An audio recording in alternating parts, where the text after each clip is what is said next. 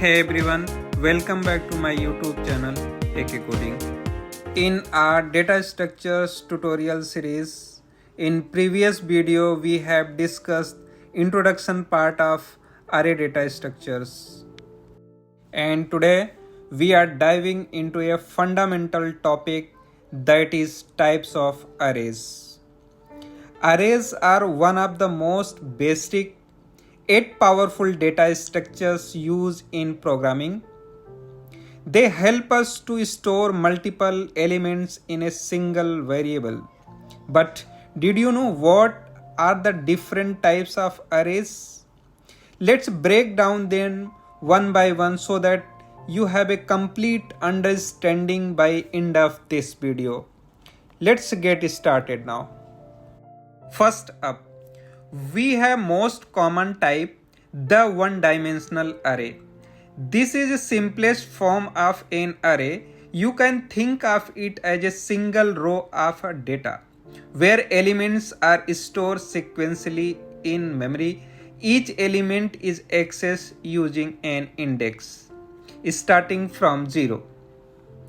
In this example, number 2 gives us 30 because arrays in most programming languages are 0 indexed. Meaning the first element is at index 0. You will use 1D array almost everywhere in the programming. Next, we have multi-dimensional arrays. These are arrays of arrays, meaning they allow you to store data in a grid or table-like structures. The most common type is two-dimensional array. This is particularly useful when we working with matrix, tables, or any data that has rows and columns. In this case, matrix 1 and 2 return 6.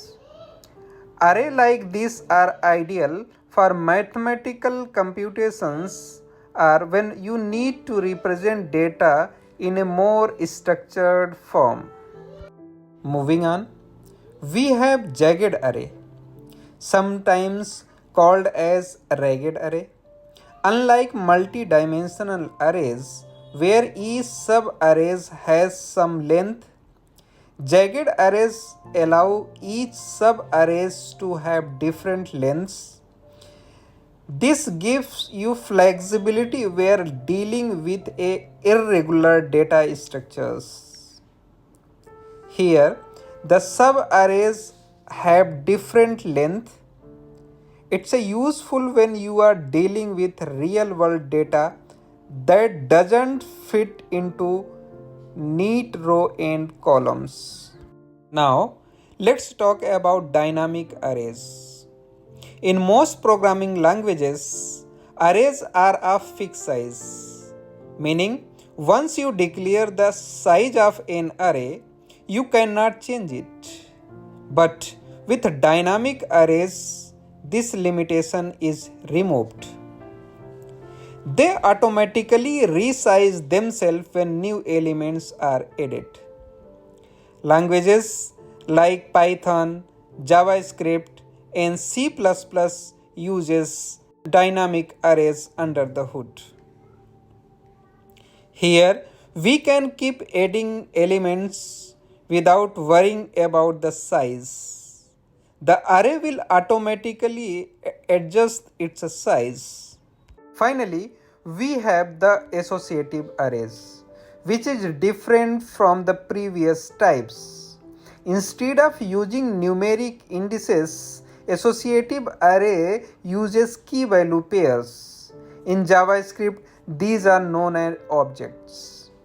They are extremely useful when you want to map keys to values, like storing data about people where each person's name is a key. This is more flexible way to store data, especially when the relationship between data points is important. So, to recap, we have covered 5 main types of arrays: one-dimensional arrays, multi-dimensional arrays, jagged arrays, dynamic arrays, and associative arrays. Each type serve a unique purpose in programming, and understanding these will give you solid foundation for working with data structures in real-world projects. If you enjoyed this video or learned something new, don't forget to like, subscribe and hit the notification bell so you won't miss our next tutorial. See you in the next one where we will dive even deeper into array operations.